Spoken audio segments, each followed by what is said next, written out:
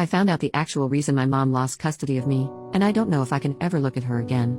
Trigger warning, SA. I was removed from my mother's care by DCFS when I was 11 years old due to allegations of SA posed against my stepfather.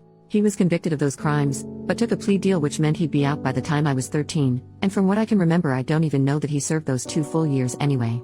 I was his primary victim. I don't remember how old I was when it started, but the earliest he admitted to was when I was 8. I don't know if my mom knew before DCFS got involved or if she found out afterwards, but now I don't think it would have mattered to her if she was aware. After being put into temporary custody of the state while the legal issues were sorted out, eventually I was placed with a relative and her husband, who later adopted me when it was clear my mother wouldn't be giving me back. My adoptive parents put me in therapy, got me the help I needed, did everything they could to make me feel safe again. Something they never prevented me from was speaking to my mother.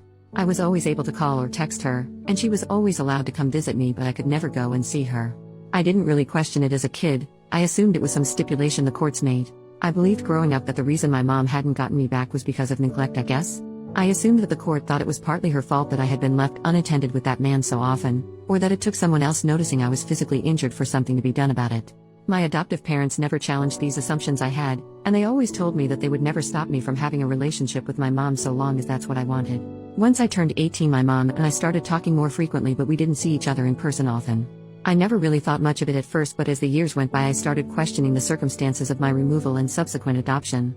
I was confused as to why a woman with no prior issues with the law would have had her child taken from her in such a cut and dry way.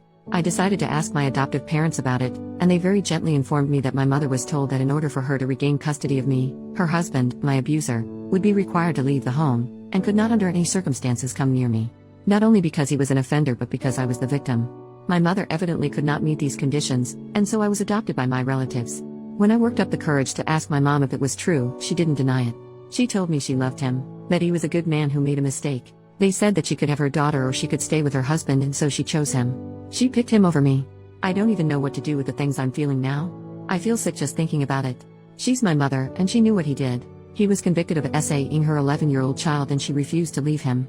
For the past 12 years she has willingly slept in a bed next to the man that SA'd her daughter. She has stayed married to the man who hurt me. My adoptive parents said they were advised by the therapist to let me figure it out in my own time, as my mother, despite picking that man over me, never made any move to have me near him again. She just wasn't willing to make him leave so that I could be with her. Evidently the therapist thought it would be more detrimental in the long run to keep me from communicating with my mother entirely. None of that makes me feel better. The past 2 days have felt like a nightmare. I don't understand how she could stay with him. I don't understand why she chose a monster over her own child. I'm trying to understand why my adoptive parents didn't tell me, but to be honest I don't really understand their reasoning either. My mom has been texting me, but I haven't answered. I can't even think about her without feeling nauseous or so angry I want to cry, or both. My adoptive parents keep checking in on me, but I've only answered the phone for them because I don't want them to drive here out of concern. I really don't even know what to do anymore. Edit. I said this in a comment, but I thought I'd clarify here too. I'm not necessarily mad at my parents, I'm just overwhelmed with the reality of this situation. I don't know how I feel, but I know I need time to feel it. I'm still in therapy, which is related to the abuse I experienced, so I do have a professional to rely on for guidance if I need it, and I don't think I'll ever be able to speak to my mother again. I can't get past this to forgive her or understand her reasoning, and I'm not sure I will ever want to try.